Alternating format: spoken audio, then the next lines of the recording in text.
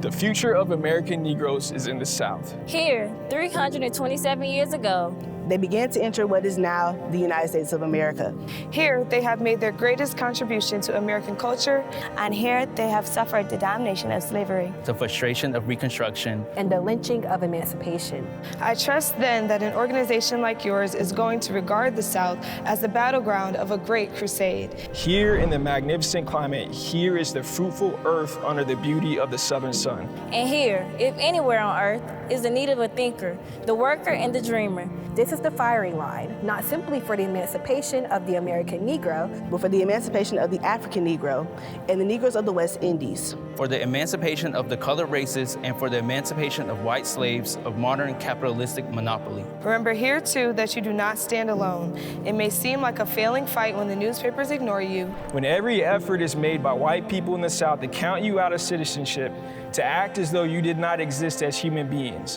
While all the time they are profiting by your labor, gleaning wealth from your sacrifices, and trying to build a nation and a civilization upon your gradation. You must remember that despite all this, you have allies, and allies even in the white South. First, and the greatest of these possible allies are the white working classes about you, the poor whites whom you have been taught to despise, and who in turn have learned to fear and hate you.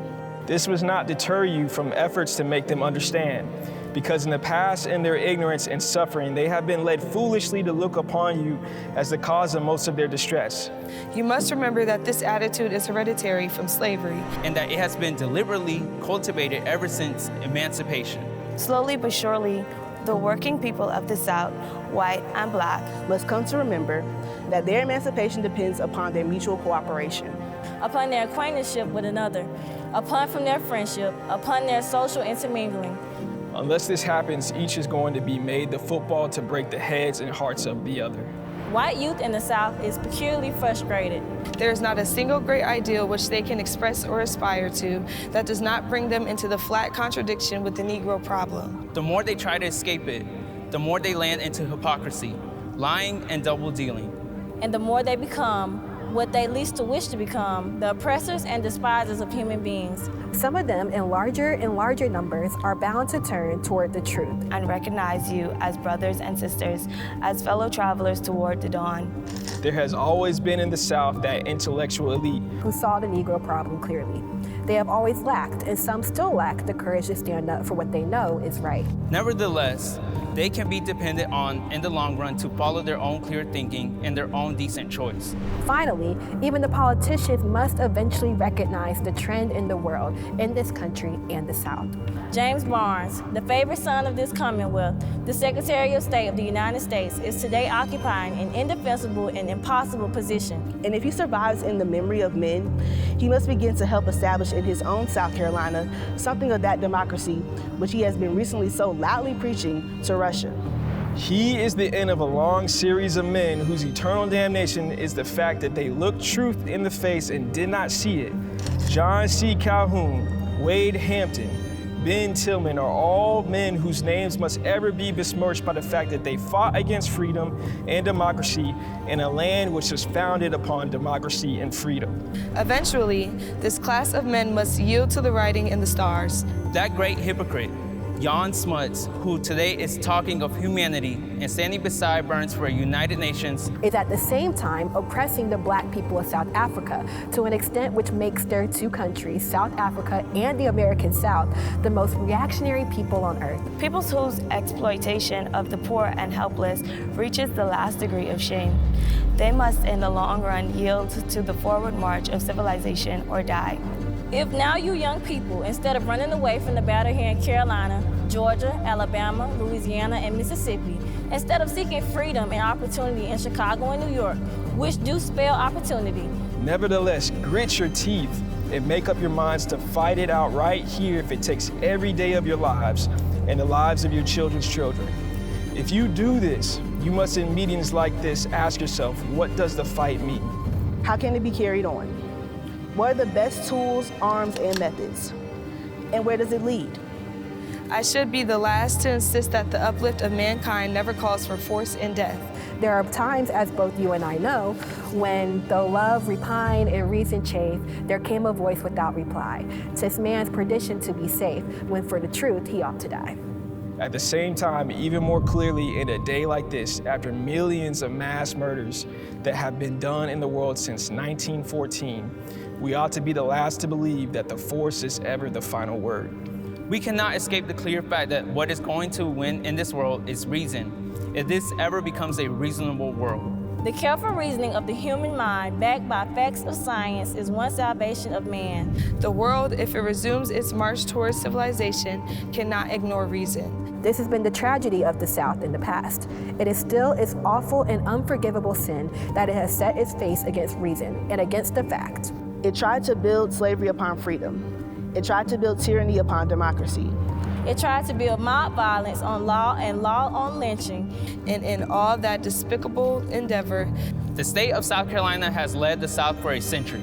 It began not the Civil War, not the war between states, but the war to preserve slavery. It began mob violence and lynching, and today stands in the front rank of those defying the Supreme Court on disenfranchisement. Nevertheless, reason can and will prevail. But of course it can only prevail with publicity. Pitiless, blatant publicity. You have got to make the people of the United States and of the world know what is going on in the South. You've got to use every field of publicity to force the truth into their ears and before their eyes. You've got to make it impossible for any human being to live in the South and not realize the barbarities that prevail here. you may be condemned for flamboyant methods, for calling a Congress like this, for waving your grievances under the noses and in the faces of men. That makes no difference. It is your duty to do it. It is your duty to do more of this sort of thing than you have done in the past. As a result of this, you're going to be called upon for sacrifice. It is no easy thing for a young black man or a young black woman to live in the South today. And to plan to continue to live here, to marry and raise children, to establish a home. They are in midst of legal caste and customary insults. They are in continuous danger of mob violence. They are mistreated by the officers of law, and they have no hearings before the courts in the churches, in public opinion commensurate with the attention which they ought to receive. But that sacrifice is only the beginning of battle. You must rebuild this South. There are enormous opportunities here for a new nation. A new economy, a new culture in a South really new, and not a mere renewal of an old South of slavery, monopoly, and race hate. There's a chance for a new cooperative agriculture on renewed land owned by the state, with capital furnished by the state, mechanized and coordinated with city life.